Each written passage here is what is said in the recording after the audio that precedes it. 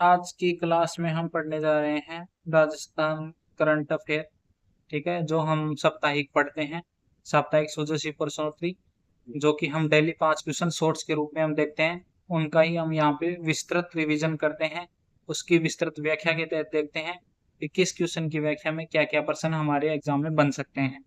जहाँ हम आज देखने वाले हैं कि सौबांध परियोजना के बारे में, यमुना जो जल परियोजना है, और उसके बाद हम देखेंगे राजस्थान में यूसीसी सिविल कोड के जो समिति गठन की गई है उसका अध्यक्ष किसे बनाया गया है और कौन कौन इसके सदस्य बनाए गए हैं। तो ये सारी चर्चा हम इस वीडियो में करने वाले हैं।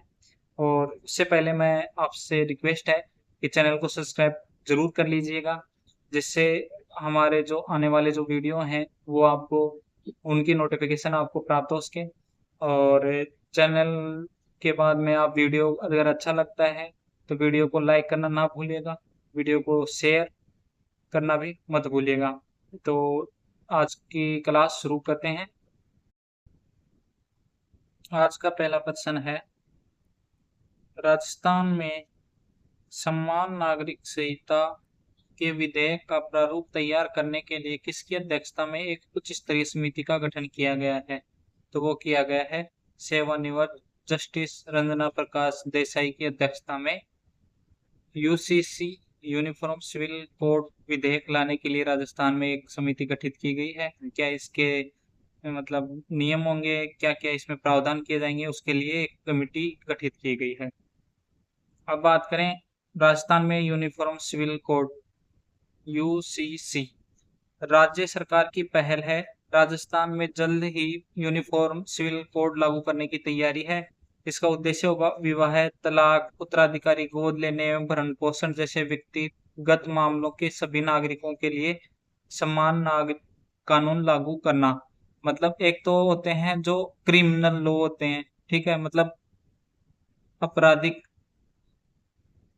कानून, और एक होते हैं सिविल कानून, मतलब जो नागरिक कानून।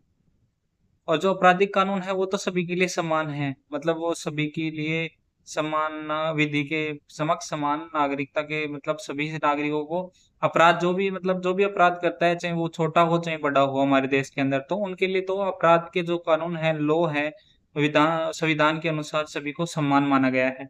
तो आपराधिक कानून तो सबके लिए समान है, लेकिन जो नागरिक कानून है, सिविल लॉ है, जैसे हम माने मुस्लिमों के कानून अलग हैं, सिख के अलग हैं, ईसाइयों के अलग हैं, हिंदुओं के अलग हैं, कि उनकी जो संस्कृति परंपरा या बात करें हम उनके विवाह की जो नियम है, या फिर हम बात करें तलाक के जो नियम है, जैसे बात करें मुस्लिमों में 3 बार तलाक बोलने पर तलाक हो जाता है, और हमारे जैसे हिंदुओं में देखें तो उनमें मतलब जैसे हम कोर्ट में जाकर के तलाक मांग सकते हैं। तो ये अलग अलग नागरिकों के कानून है वो अलग अलग है।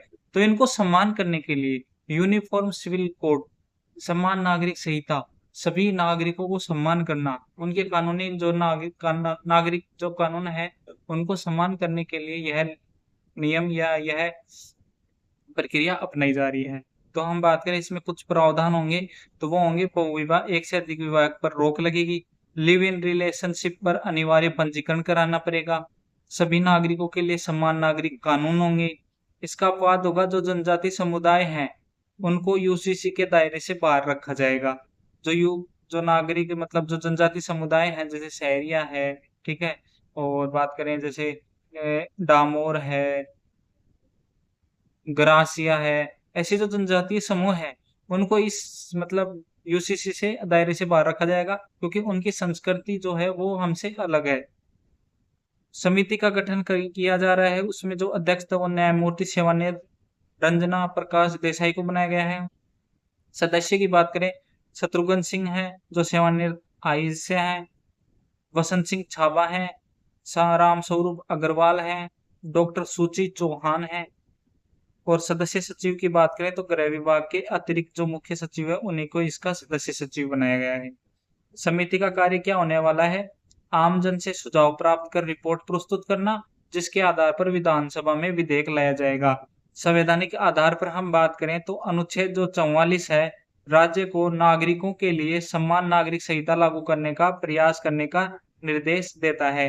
मतलब जो अनुच्छेद 44 है, नीति निर्देशक जो तत्व हैं, उसका अनुच्छेद जो 44 है, वो राज्य द्वारा नागरिकों के लिए समान नागरिक संहिता लागू करने की बात कहता है।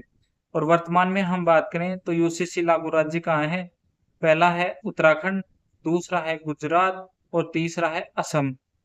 सबसे पहले जो यूसीसी लागू हुआ है वो हुआ है उत्तराखंड में। और बात करें, यह स्वतंत्रता के बाद की बात है, जबकि स्वतंत्रता से पहले गोवा में तो पहले से ही यूसीसी लागू था। लेकिन स्वतंत्रता के बाद पहला राज्य जहाँ पर यूसीसी लागू हुआ तो वो उत्तराखंड है, फिर दूसरा गुजरात है और तीसरा असम है। और हमारे राजस्थान में एक समिति बनाई हुई है, ठीक है, जिसके तहत यूसीसी को लागू किया जाएगा। अगले क्वेश्चन की बात करें, जयपुर शहर की सफाई व्यवस्था को हाईटेक करने और सकरी गलियों फुटपाथों से कचरा उठाने के लिए प्रदेश में पहली बार कौन सी अत्याधुनिक मशीनें लाई गई हैं?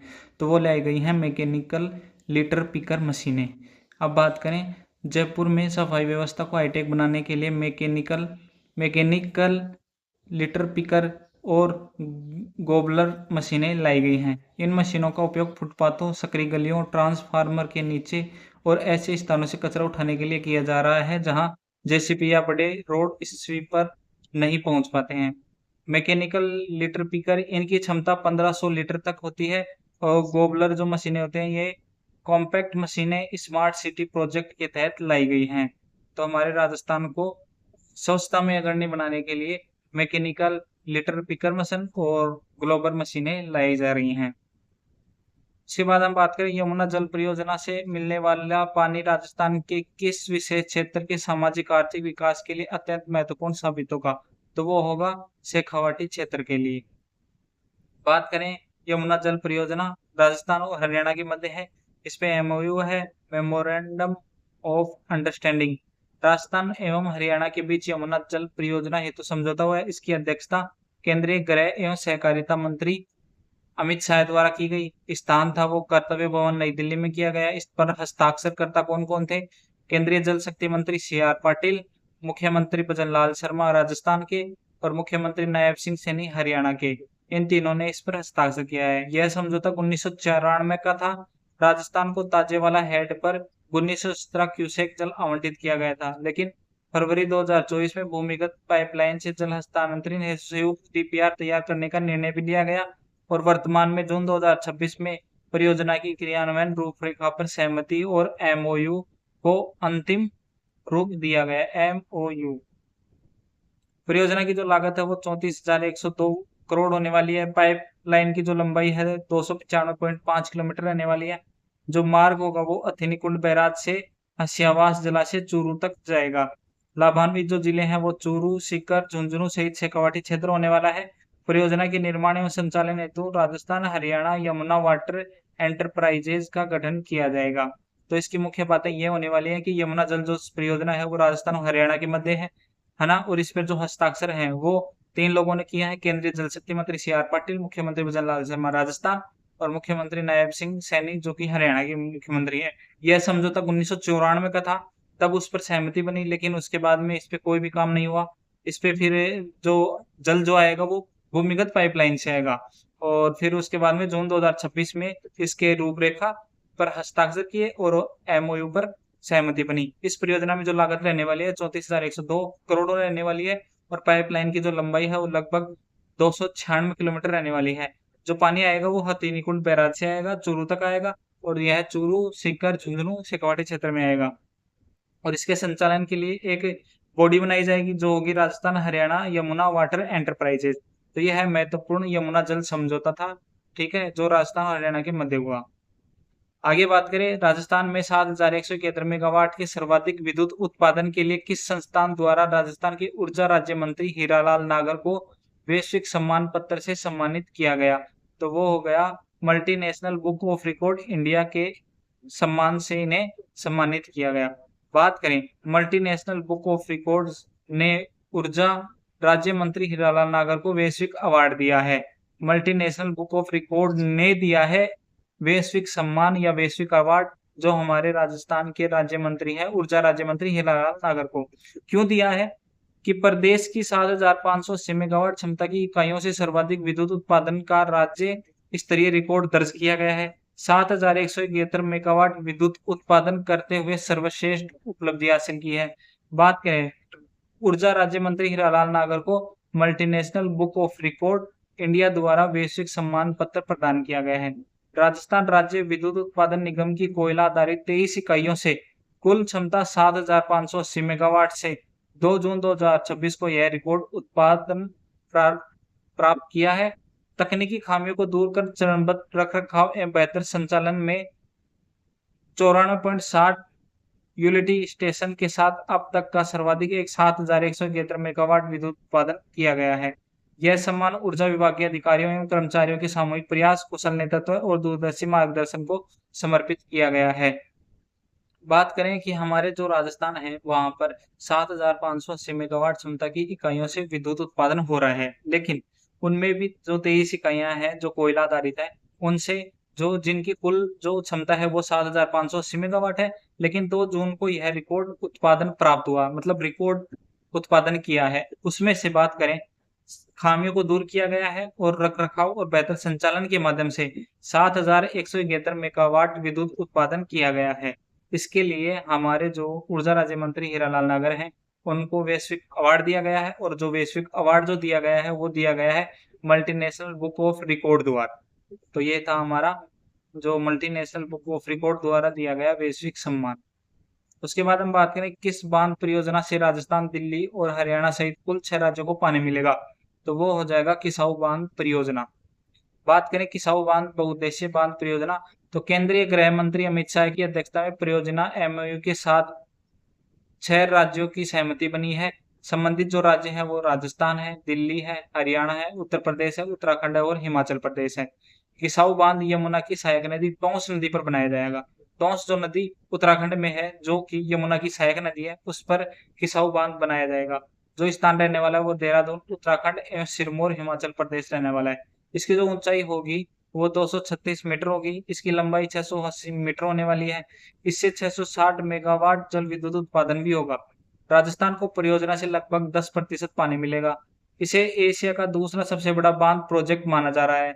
इसमें केंद्र सरकार का वित्त पोषण 90% है और अन्य जो 6 राज्य हैं उनको 10% देना होगा।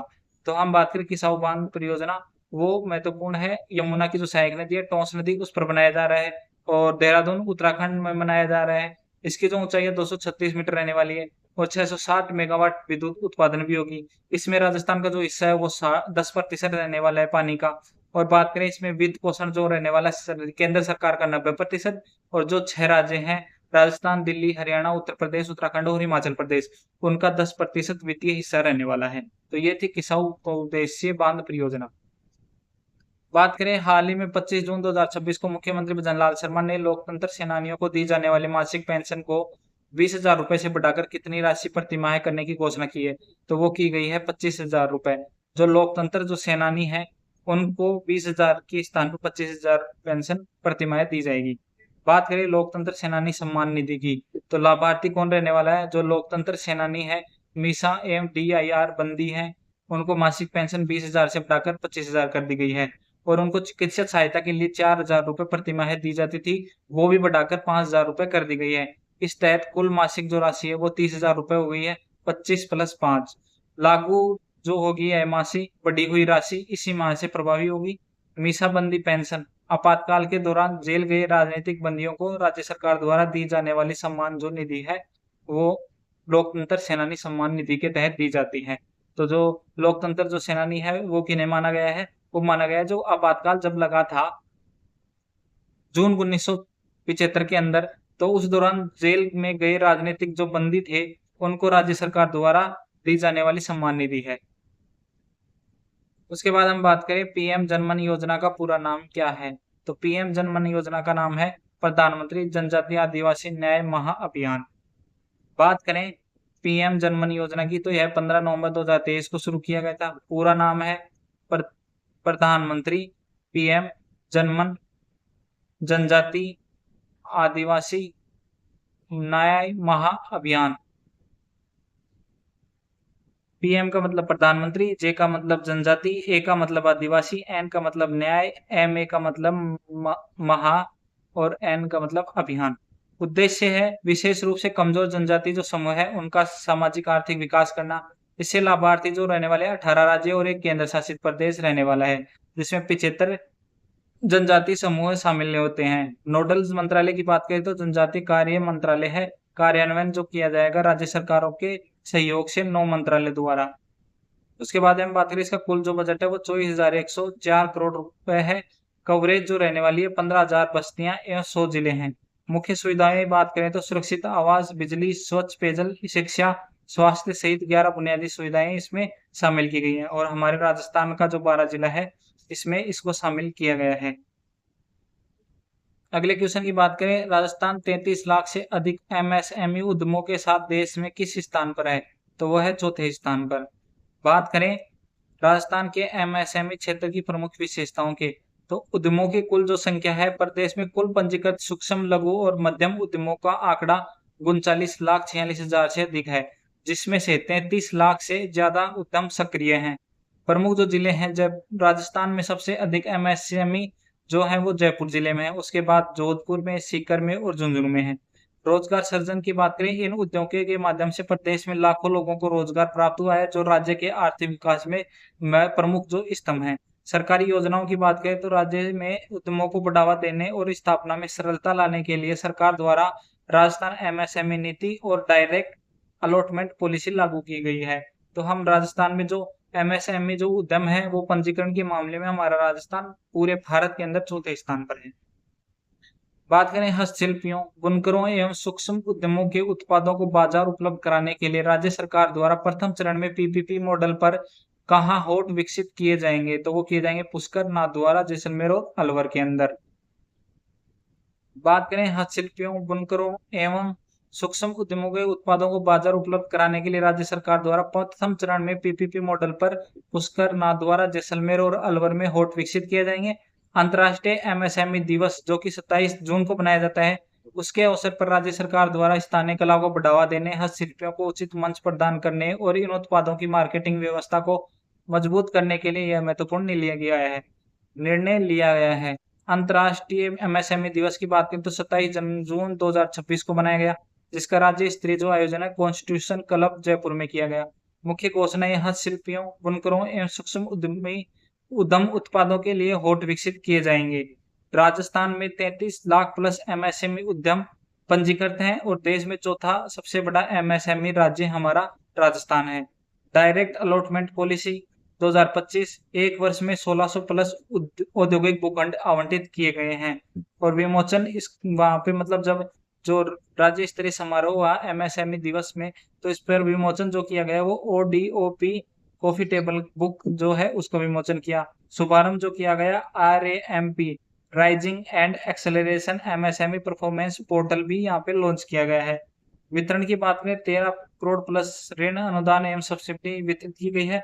जो भूमि आवंटित की जाती है वो की जाती है रिको के द्वारा।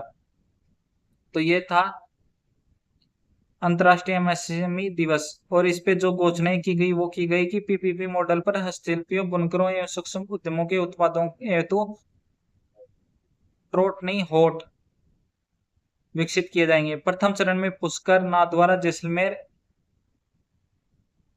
एवं अलवर में होट विकसित किए जाएंगे। पंचगौरव योजना में चिन्हित प्रजातियों एवं वनस्पति प्रसंस्करण इकाइयों को ओडीपी ओपी के तहत वन डिस्ट्रिक्ट वन प्रोडक्ट के तहत वित्तीय सहायता भी दी जाएगी। रिप्स जो परियोजना है उसके तहत कैपिटल जो सब्सिडी है 10 वर्ष और 7 वर्ष के लिए निःशुल्क की जाएगी। रिप्स 2024 इलेक्ट्रॉनिक्स एवं सेमीकंडक्टर क्षेत्र में न्यूनतम निवेश सीमा 15 करोड़ कर दिया गया है। इसमें जो निवेश चरण है वो 3 से बढ़ाकर 5 कर दिए गए हैं। महिलाएं एवं दिव्यांग प्रशिक्षण जो होते हैं उनको भत्ते के रूप में 4,000 से बढ़ाकर 6,000 रुपए प्रति माह कर दिया गया है। राजस्थान वेंचर कैपिटल जो फंड है 25 नए स्टार्टअप को वित्तीय सहायता दी गई है उसके तहत। तो ये था हमारा एमएसएमई दिवस जो 27 जून 2026 को मनाया गया। उसके बाद हम बात करें, हाल ही में 28 जून 2026 को सरिस्का टाइगर रिजर्व में बाघ पुनर्स्थापना के कितने वर्ष पूर्ण होने के अवसर पर बाघ पुनर्स्थापना अवसर एवं चुनौतियां विषय पर राष्ट्रीय कार्यशाला का आयोजन किया गया था। तो वो हो गए थे 18 वर्ष पूर्ण होने के उपलक्ष्य में किया गया। अलवर सरिस्का टाइगर पुनर्स्थापना के 18 वर्ष पूर्ण होने के अवसर पर राष्ट्रीय बाघ संरक्षण प्राधिकरण द्वारा नेशनल टाइगर कंजर्वेशन अथॉरिटी द्वारा अलवर में बाघों का पुनर्स्थापना अवसर एवं चुनौतियों विषय पर राष्ट्रीय कार्यशाला का आयोजन किया गया। केंद्रीय वन एवं पर्यावरण मंत्री भूपेंद्र यादव तथा वन एवं पर्यावरण राज्य मंत्री संजय शर्मा ने कार्यशाला का उद्घाटन किया। इस अवसर पर भारत में बाघों के सक्रिय प्रबंधन, भारत में बाघ पुनर्स्थापना एवं पुनर्बहाली तथा प्रोजेक्ट चीता पर आधारित 3 प्रकाशनों का विमोचन किया गया। केंद्रीय मंत्री ने वन विभाग के कार्मिकों और अधिकारियों को प्रभावी मॉनिटरिंग के लिए वाहन सौंपे। सरिस्का टाइगर रिजर्व में बाघों की जो संख्या है वर्तमान में बढ़कर 56 तक पहुंच चुकी है और इसे आगे 100 तक पहुंचाने का लक्ष्य रखा गया है। 28 जून 2008 को सरिस्का में बाघों के सफल पुनर्स्थापन की स्मृति में 28 जून को सरिस्का डे के रूप में मनाया जाता है। सरिस्का में बाघिन जो है राजमाता की प्रतिमा भी स्थापित की गई है। बात करें जब हमारा जो सरिस्का टाइगर रिजर्व है उसको जब टाइगर रिजर्व घोषित किया था तो उसके अंदर बाघ थे, लेकिन धीरे धीरे वहां पे विलुप्त हो गए। फिर उसके बाद में जब 28 जून 2008 आया तो उस समय इसमें बाघों को पुनर्स्थापित किया गया और उसके वर्तमान में 18 साल पूर्ण हो चुके हैं, जिसके लिए कार्यशाला का आयोजन किया गया। ठीक है, और वर्तमान में जो सरिस्का अभ्यारण्य वहां पे जो बाघ है वहाँ बाघ की जो संख्या है वो बढ़कर 56 हो गई है और 28 जून को सरिस्का डे बनाया जाता है और सरिस्का में ही एक बाघिन है जिसका नाम था राजमाता, उसकी प्रतिमा स्थापित की गई है। अगले क्वेश्चन की बात करें, राजस्थान के टीयर 2 और टीयर 3 शहरों में बुनियादी सुविधाओं के लिए विकास के लिए हाल ही में 28 जून 2026 को स्वायत्त शासन विभाग ने किस संस्था के साथ एमओयू पर हस्ताक्षर किया है? तो वो किया है हुडको के साथ। बात करें अर्बन चैलेंज फंड क्या है? केंद्र सरकार द्वारा गठित अर्बन चैलेंज फंड है। राजस्थान में इसके तहत निवेश किया जाएगा 5 वर्षों में 15,800 करोड़ रुपए। इसका जो उद्देश्य रहने वाला है शहरी स्थानीय जो निकायों में आधारभूत सुविधाओं का समग्र विकास करना। शहर की जो आधारभूत सुविधाएं हैं उनका विकास करना इसका मुख्य उद्देश्य है अर्बन चैलेंज फंड का। इसमें जो सहयोगी संस्थान है वो हुडको रहने वाली है, उसी के सहयोग से डीपीआर तैयार एवं परियोजना का क्रियान्वयन किया जाएगा। वित्त पोषण की बात करें तो 25% केंद्र सरकार, 25% राज्य सरकार प्लस स्थानीय निकाय लगाएंगे और 50% वित्तीय संस्था या हुडको की बात करें। केंद्र सरकार का कुल प्रावधान 1 लाख करोड़ रुपए का है। राजस्थान हेतु केंद्र का योगदान लगभग 3,950 करोड़ रुपए। विशेषता बात करें तो गुणवत्ता, नवाचार, समावेशी एवं बैंकलिटी एबिलिटी के आधार पर प्रतिस्पर्धी वित्तीय सहायता। निगरानी की बात करें तो integrated command and control centre के माध्यम से डिजिटल मॉनिटरिंग की जाएगी और जो एमओयू है वो स्वायत्त शासन विभाग एवं हुडको के बीच किया गया है। तो ये है अर्बन चैलेंज फंड जो कि 15,800 करोड़ रुपए राजस्थान में इसके तहत 5 वर्षों में खर्च किए जाएंगे। अगले क्वेश्चन की बात करें, राजस्थान निवेश प्रोत्साहन योजना में संशोधन करते हुए इलेक्ट्रॉनिक्स एवं सेमीकंडक्टर क्षेत्र के लिए मैन्युफैक्चरिंग पैकेज के तहत न्यूनतम निवेश की सीमा को घटाकर कितना कर दिया गया है? तो वो कर दिया गया है 15 करोड़ रुपए। बात करें राजस्थान निवेश प्रोत्साहन योजना रिप्स 2024 संशोधन करते हुए इलेक्ट्रॉनिक्स एवं सेमीकंडक्टर क्षेत्र के लिए मैन्युफैक्चरिंग पैकेज के तहत न्यूनतम निवेश की सीमा को घटाकर 15 करोड़ रुपए कर दिया गया है। इससे पहले यह सीमा 50 करोड़ रुपए की थी। यह संशोधन राज्य के सनराइज सेक्टर्स को बढ़ावा देते हुए राजस्थान सेमीकंडक्टर नीति है उसके तहत किया गया है। उसके बाद अगले क्वेश्चन की बात करें, विश्व स्वास्थ्य संगठन द्वारा भारत को आधिकारिक रूप से पोलियो मुक्त देश का प्रमाण पत्र कब प्रदान किया गया था? तो वो किया गया था 27 मार्च 2014 को। बात करें राष्ट्रीय प्लस पोलियो अभियान 2026 जो 28 जून से 30 जून 2026 तक चला। इसका लक्ष्य था 1,04 करोड़ बच्चों को पोलियो की दवा पिलाना। आयु वर्ग जो रखा गया वो जन्म से 5 वर्ष रखा गया। मुख्य जो संदेश था 2 बूंद हर बार पोलियो पर जीत रहे बरकरार, यह इसका संदेश था। मुख्य तथ्य की बात करें तो भारत में पिछले 15 सालों से पोलियो का कोई नया मामला नहीं आया है और भारत को पोलियो जो मुक्त किया गया था वो 27 मार्च 2014 को WHO द्वारा किया गया। अगले क्वेश्चन की बात करें, मन की बात के 135वें संस्करण में प्रधानमंत्री ने महिलाओं द्वारा संचालित हरगिला पक्षी संरक्षण अभियान की सराहना की। यह किस राज्य से संबंधित है? तो वो है असम से। और वहीं पे हम मन की बात का जो 135वां संस्करण था उसी में ही जीवित रूट ब्रिज की भी बात की गई थी जो कि मेघालय में है और यह है मेघालय की एक जो मतलब बात करें तो प्राकृतिक या बात करें तो मतलब मानव निर्मित प्राकृतिक रूट ब्रिज हैं जिनका उपयोग आवागमन के लिए मेघालय में किया जाता है। तो ये थे हमारे इस सप्ताह के क्वेश्चन जो हमने रोज शॉर्ट्स के रूप में डेली 5 क्वेश्चन देखे थे। उनमें से हमने जो क्वेश्चन है उनका व्याख्या मतलब विस्तृत रूप से अध्ययन किया है। किस प्रश्न में क्या व्याख्या है, कहाँ तक कोई हमारे एग्जाम में कुछ मतलब जो एग्जामिनर है वो क्या-क्या पूछ सकता है, तो वो सारी जो बातें हैं हमने इस वीडियो में कवर की हैं। वीडियो अच्छा लगा हो तो चैनल को सब्सक्राइब, वीडियो को लाइक शेयर करना ना भूलिएगा। आपसे रिक्वेस्ट है चैनल को सब्सक्राइब करना ना भूलिएगा। धन्यवाद। जय हिंद, जय भारत।